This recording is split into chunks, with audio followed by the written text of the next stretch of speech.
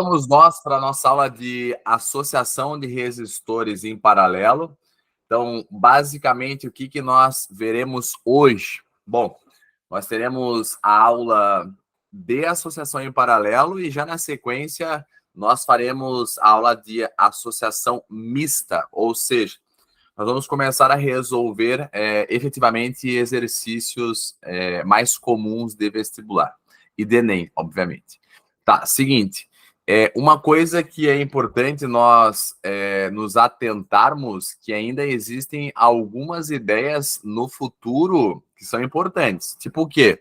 Ainda falta nós estudarmos a parte de medidores, amperímetro, voltímetro, falta falarmos sobre geradores, receptores.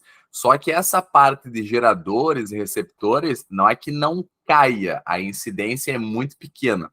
Então, nós, acabando essa parte de associação mista, a gente faz mais algumas ideias ali, nós já temos um macro das coisas que mais caem em eletroddinâmica nos vestibulares e no Enem, tá? Então, vamos lá. Assim como eu fiz na aula de associação em série, eu vou pegar um exemplo bem simplesinho e nós vamos, aos poucos, conversando sobre, tá? Ó, para quem já domina a associação de resistores, essa aula é relativamente simples. É mais a ideia das propriedades por si só. Então, começamos. Bom, primeiramente, turma, eu já vou colocar aqui todas as informações para não precisar ficar repetindo muito. Primeiramente, nós temos que entender que associação em paralelo não significa que necessariamente os resistores estão paralelos geometricamente, como você aprende lá, por exemplo, em matemática, que eu tenho uma caneta e outra caneta, isso aqui é paralelo, né? Isso aqui é paralelo, isso aqui é paralelo. Mas numa associação de resistores, não necessariamente você precisa ter esta condição, tá? Então, não confundam as coisas. O que é uma associação em paralelo? Começamos, tá? Hoje nós começamos também uma técnica que eu gosto muito, que eu chamo de técnica dos pontinhos coloridos, ou simplesmente dar nomes aos pontos. Por exemplo, todo mundo está vendo que esse ponto aqui na esquerda, que eu vou pintá-lo de laranja, é o ponto A. Mas, se nós olharmos com um pouco de carinho, esse ponto aqui também eu posso chamá-lo de A. Por que eu posso chamar esse ponto de A? Porque entre o ponto A verdadeiro e esse ponto que eu acabei de marcar aqui laranja, não tem ninguém. Só tem um pedaço de fio. Isso quer dizer, então, que é o mesmo ponto. Assim como eu posso marcar esse ponto aqui, ó, é o mesmo ponto. É o mesmo ponto. Aí tu vai me perguntar assim, tá, prof, então esse ponto aqui que eu tô marcando é o mesmo ponto? Não, não é o mesmo ponto. Eu não posso chamá-lo de laranja. Eu não posso chamá-lo de A, porque entre esse ponto que verdadeiramente A e esse ponto aqui, existe um resistor. Então, eu não posso chamá-lo de A, beleza? Bom, como vocês farão provas, né, onde você não pode levar, né, canetas coloridas, qual que é a minha dica? Para quem tem muita dificuldade, faça com cores e também escreva, né, A, ponto A, ponto A, ponto A. Isso é importante para você enxergar as propriedades. Então, beleza. Esse ponto aqui que eu vou marcar de verde, veja, ele é o B. Esse aqui também é B. Por quê? Porque não tem nada. Assim como esse ponto aqui é B, esse ponto aqui é B.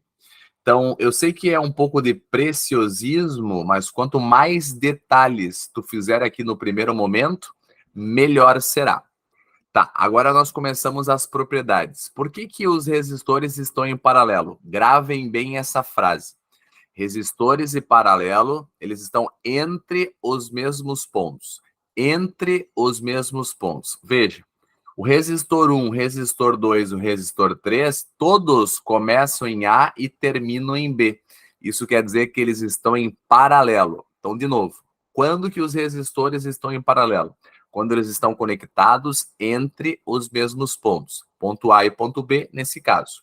Aqui tem uma famosa ideia, né, que muita gente fala, ao invés de falar paralelo, muitas pessoas falam paralelo, Paralelo, só para gravar que em paralelo a diferença de potencial é constante. Para dar um pouco mais de dinamismo à nossa aula, olha o que eu vou fazer aqui, ó. Eu sempre gosto de chutar valores, e são valores que eu repito bastante, porque são valores fáceis de enxergar e cria-se, então, a didática necessária. Você não precisa ficar sofrendo, é só pegar e analisar ali e já vai funcionar muito bem. Então, eu vou supor, turma, que a DDP entre A e B vale exatamente 120 volts. Ou seja, tudo que estiver entre os pontos A e B está sujeito a uma DDP de 120 volts, tá? Então, por exemplo, quanto vale a DDP sobre o resistor 1? Como ele está entre A e B, vale 120 volts. Ao resistor 2, 120 volts. Ao resistor 3, 120 volts. Independente do valor da resistência do resistor, a DDP é 120 volts. Perceba que o resistor não vai determinar a sua DDP, né? Sim, está sujeito à DDP que a fonte, nesse caso, está fornecendo. Tá, agora para dar um pouco de graça, eu vou supor que a resistência 1 vale 60 ohms. A resistência 2 vale 30 ohms. A resistência 3 vale 20 ohms. Então, são resistores aqui aleatórios. Olha, o que eu sempre falo para os alunos é o seguinte, ó. Na maioria das vezes, se tu não sabe o que fazer, pelo menos chuta uma conta. Que conta que eu chuto? Com certeza absoluta, a conta que tu vai chutar é URI. Como assim, professor? Olha, o resistor 1 está sujeito a uma DDP de 120 volts e uma resistência de 60 ohms. Então, se tu fizer um URI, tá? Um URI nesse resistor, tu já acha a corrente elétrica que passa por ele. Acabou. Então, tu faz o 1 igual a R1 vezes I1. Então, vamos lá. DDP é 120, a resistência é 60, a corrente elétrica é I1.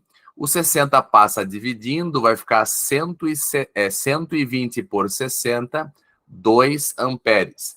Então, a corrente I1 vale 2 amperes. Olha, vocês mais do que ninguém sabem o quanto eu gosto de lógica. Por que eu estou falando isso? Porque é assim, ó, não adianta você gravar a equação somente a equação, você precisa interpretá-la. Então, veja, se eu pego U igual a R vezes I, se eu analisar essa equação, o que eu tenho? Numa associação em paralelo, a DDP é constante. Então, se o produto da resistência vezes a corrente é uma constante, que eu chamei de constante K, mas não precisa, é porque então a resistência é inversamente proporcional à corrente elétrica. Olha só, de 60 ohms para 30 ohms, a resistência caiu pela metade. Então, se a resistência caiu pela metade, a corrente dobrou. Então, eu podia fazer por lógica que a corrente 2 é o dobro da corrente 1. Então, se a corrente 1 vale 2 amperes, a corrente 2 valerá 4 amperes. Olha só, de 60 ohms para 20 ohms, a resistência caiu 3 vezes.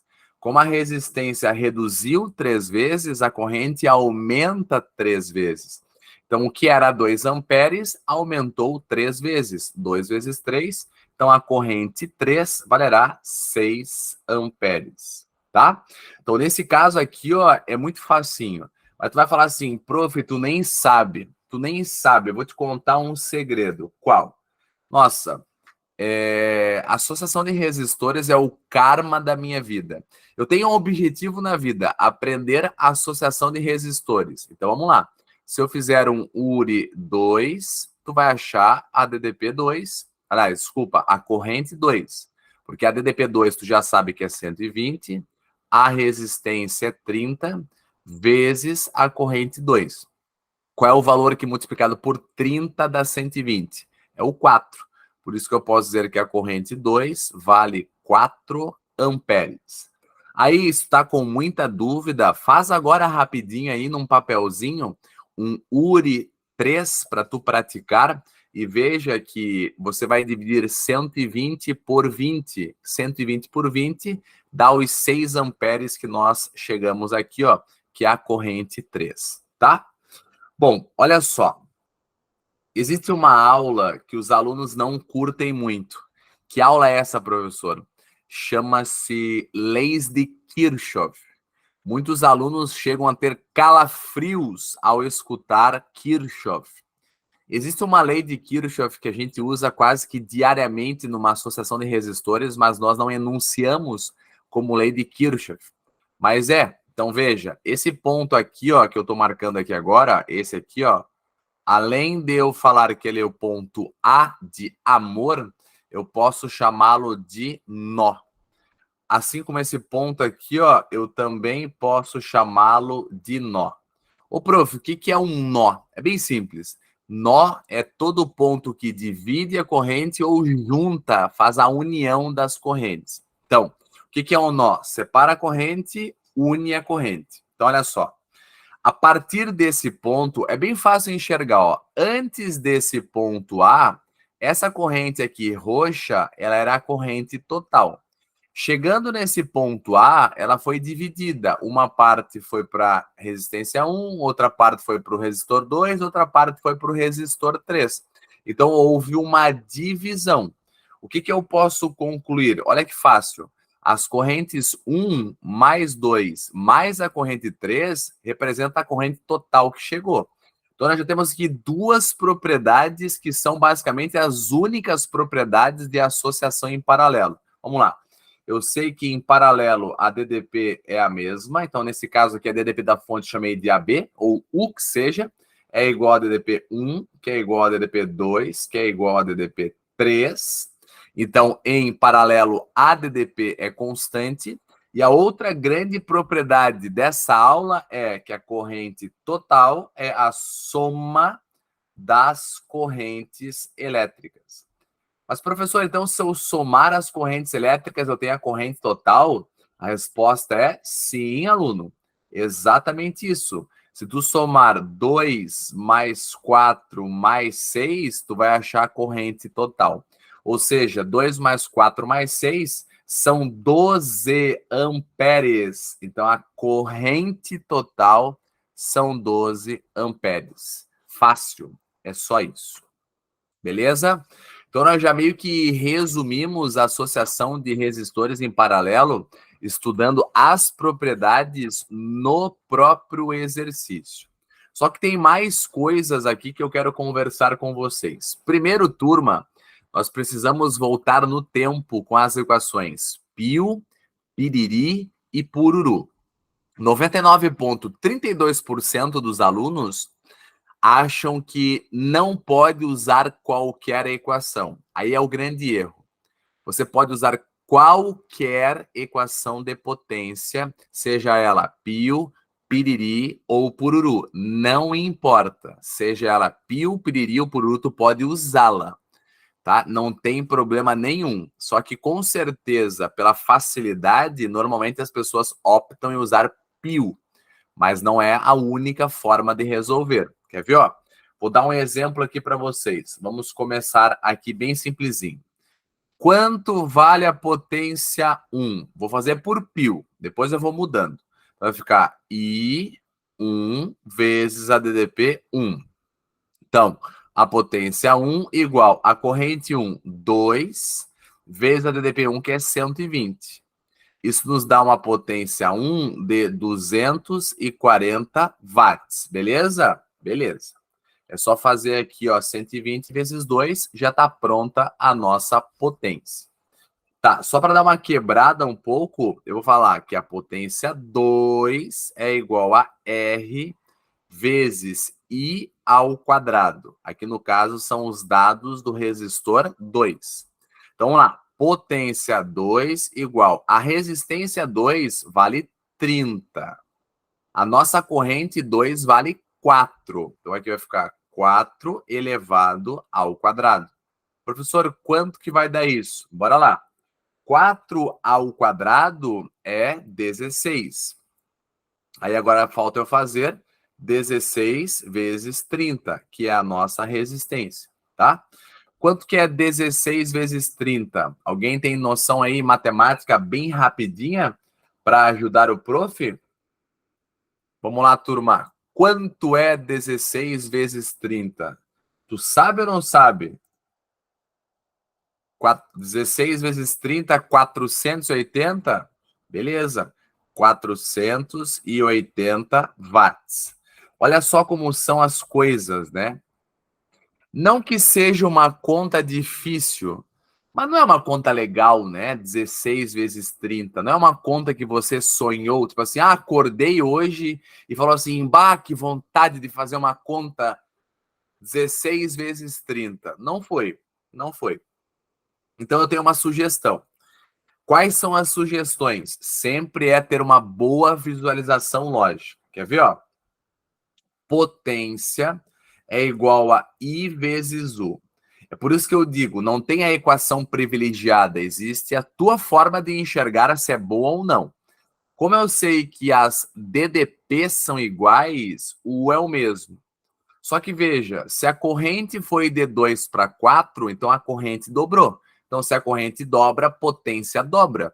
Se tu sabe que a potência 1 é 240, então como dobra, ficará 480. Fechou? Então, eu conseguiria ter feito no olho, muito mais rápido do que fazer 30 vezes 4 ao quadrado. Mas dá certo, tu viu, né? Assim como eu posso achar a potência 3.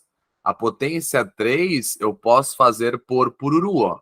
U ao quadrado sobre R. O que é pururu? Uma equação de potência, né?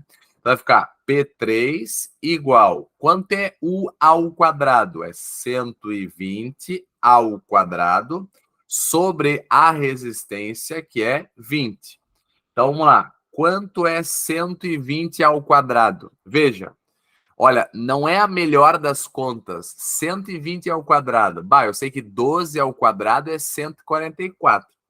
120 ao quadrado é quanto, turma? Tem a mãe aí? Ó, tu percebe que já não é um valor bom.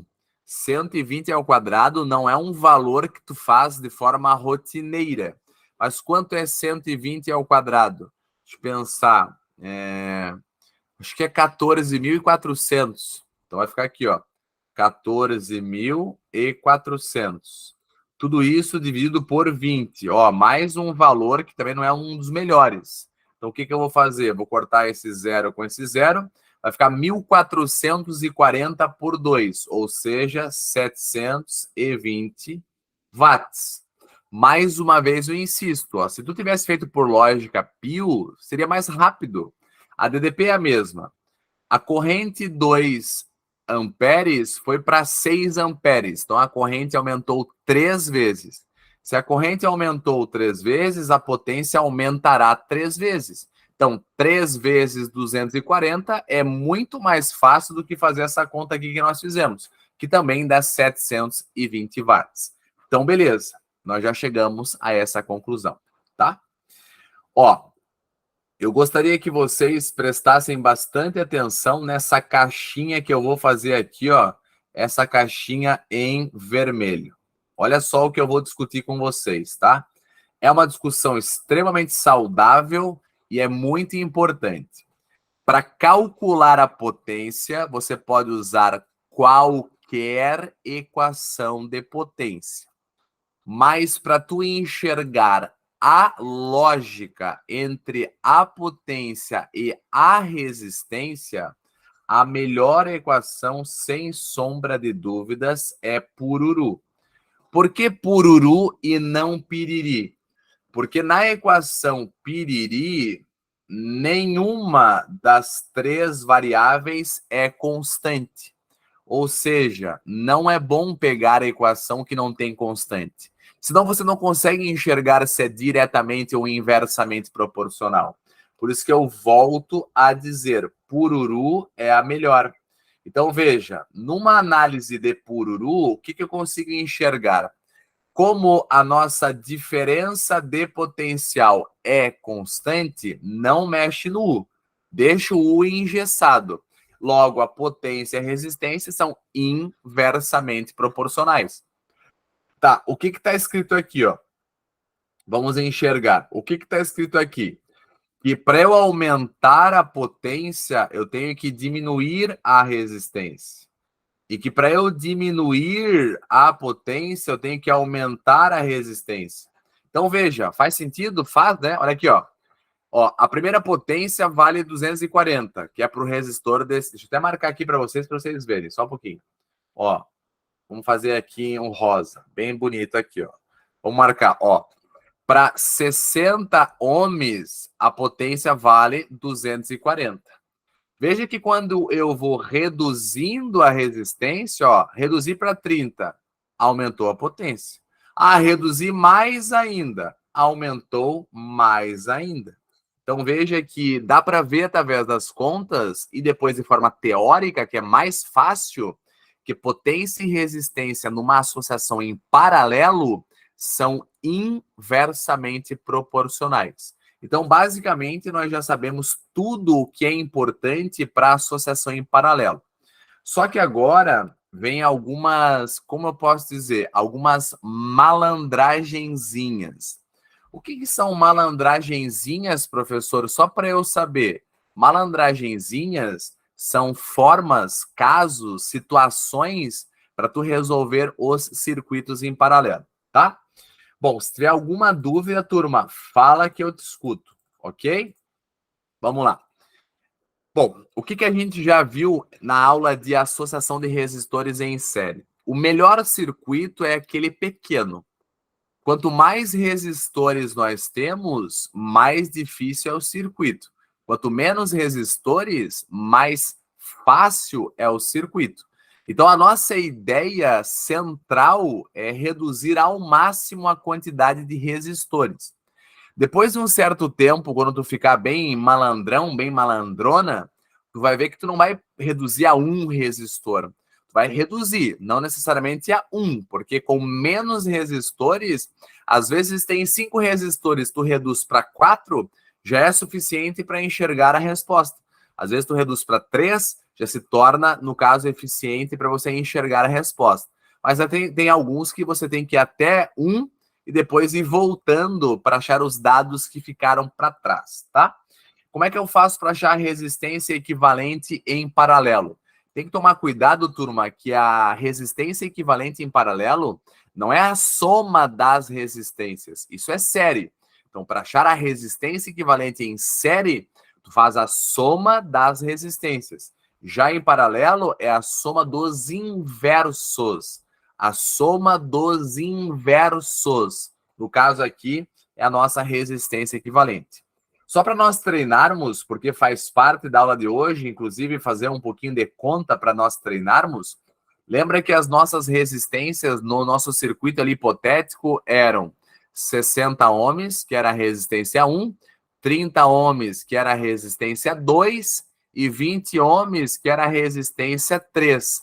Essas eram as resistências do circuito hipotético que eu criei ali atrás, tá? Então vamos lá. Se eu quero saber a resistência equivalente, eu faço 1 sobre REC igual à soma dos inversos das resistências.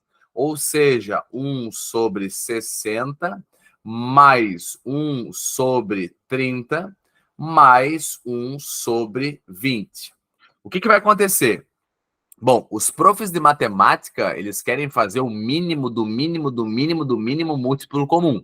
Claro que nesse caso aqui é fácil tu enxergar que entre 60, 30 e 20 o valor ideal vale 60. Mas existem situações que tu não enxerga tão facilmente os valores. Então o que tu faz? Somente multiplicá-los já é uma baita de uma saída. Por exemplo, se eu fizer 60 vezes 30 vezes 20, e se eu usar esse valor como referência, os valores de cima que aparecerão serão os mesmos valores, né? Porque tu faz uma conta assim, né? Tu multiplica e depois divide e acaba aparecendo o mesmo valor. Então vamos fazer bem devagar. 1 sobre resistência equivalente é igual. Aqui eu vou colocar 60, né? Aí fica 60 por 60, 1. 1 vezes 1, 1. 60 por 30, 2. 2 vezes 1, 2. 60 por 20, 3. 3, 1, 3. Então, isso aqui vai ficar 1 mais 2 mais 3, que é o famoso 6. 6 REC igual a 1 vezes 60. Então, vai ficar 6 REC igual a 60. Qual é o valor que multiplicado por 6 que dá 60? O famoso 10. Então, a resistência equivalente igual a 10 ohms. O que é isso? Eu posso arrancar os 3 resistores e colocar de uma vez só um único resistor que equivale os 3 ao mesmo tempo. Só uma coisa interessante aqui, ó, que vale a pena eu voltar no tempo. E veja que as respostas não são outras, são as mesmas. Lembra, turma, que nós alimentamos o nosso circuito com incríveis 120 volts. Então, olha só. Se o problema me perguntasse quanto vale a corrente total, eu poderia ter feito do jeito que eu fiz, ter calculado individualmente, no final ter somado todas as correntes, como eu fiz, exatamente como eu fiz agorinha, ou eu poderia ter feito o seguinte, ó. Como eu sei que a resistência equivalente vale 10 ohms e a DDP total vale 120, eu poderia ter feito um URI. Aqui agora, ó, U igual a R vezes I. Só que aqui é a DDP total, é a DDP entre A e B. Né? Opa, deu uma pane no sistema, alguém me desconfigurou. Então, eu poderia ter feito aqui a DDP de A para B. E essa resistência aqui, ó, seria a resistência equivalente. Aí eu acharia a corrente total, ou simplesmente corrente. Então, a DDP, no caso aqui, é 120, a resistência equivalente vale 10, e a corrente total, que eu vou chamar de tesão, é o que eu estou descobrindo. Vai ficar 120 por 10, ou seja, 12 amperes, que são os mesmos 12 que nós encontramos agorinha, tá? Então, nós fizemos aqui uma baita de uma ideia. Então, não se esqueçam que essa é a forma que tu faz para achar a resistência equivalente em paralelo, somente em paralelo.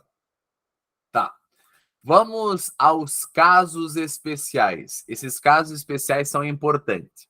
Bom, se alguém for, né, depois baixar o PDF da aula, os dados que usei naquele freehand que eu acabei de mostrar para vocês é o exemplo número 1. Como eu sofro um pouco de ansiedade, eu já fiz tudo lá e aqui está o exemplo. Tá? Então vamos nós. E aqui nós temos a nossa revisão teórica. Numa associação em paralelo, a tensão é a mesma em todos os resistores. A corrente total é a soma das correntes elétricas. E aqui tem uma coisa interessante. O que nós vimos? Que em série, a resistência equivalente é a soma das resistências parciais. Então, como é o resultado da soma, você pode dizer que a resistência equivalente em série é sempre maior do que qualquer um dos valores. Já em paralelo, se tu tem a intenção de reduzir a resistência equivalente, você coloca em paralelo.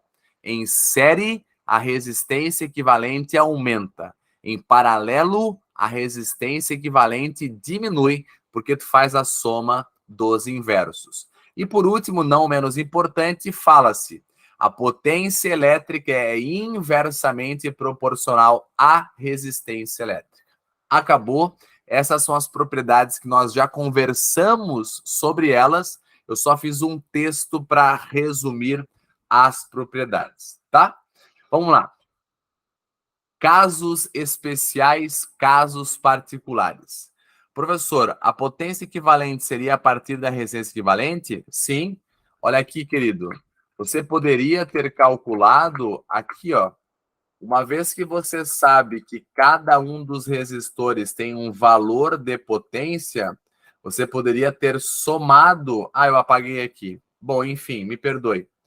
Se você pegasse aqueles valores que nós tínhamos lá, que eu já esqueci, era 240, 480, 320. Se você somar esses três valores, é a potência total. Mas eu também poderia ter encontrado a potência total aqui, ó. Eu poderia ter encontrado a potência total aqui. eu poderia pegar a DDP total, a resistência equivalente, a corrente total e fazer pio, piriri, pururu, tanto faz. Eu também teria a nossa potência total. Fechou? É o que eu sempre falo, tá? Resolver exercícios de associação de resistores, não existe um gesso. Dependendo do dia, dos astros, do Mercúrio, sei lá, retrógrado, depende muito de várias ideias, dos alinhamentos do chakra. Você resolve de um jeito e dependendo do dia, você resolve do outro jeito. Vai depender do momento, tá? Vai depender muito do momento e do dia.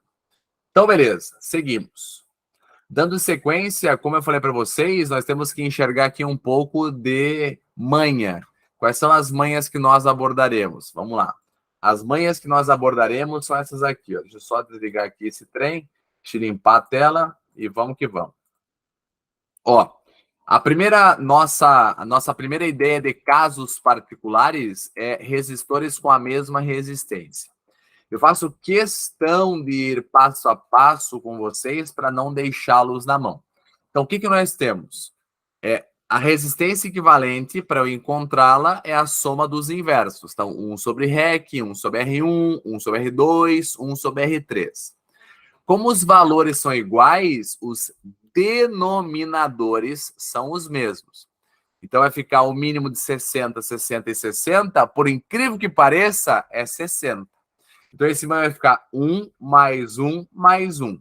Então, em cima vai ficar 3. Se eu multiplicar cruzado, ou, né, depende do que tu faz aqui, né, mando de baixo para cima, ou de cima para baixo, enfim, vai ficar resistência equivalente igual a 60 sobre 3.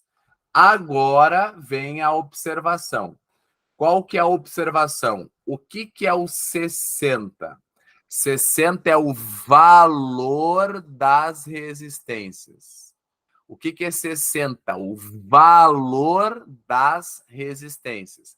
Tem que ser igual. Se as resistências não são iguais, não funciona. Qual que é a outra ideia? O 3. O que é o 3? A quantidade de resistores. Ó. 1, 2, 3 resistores. Por isso que ficou 60 por 3. Ou seja, 60 por 3 é 20 ohms. Isso é importante, hein? Resistores que têm a mesma resistência em paralelo, tu faz o valor pela quantidade. Já fica aqui um alerta, tá?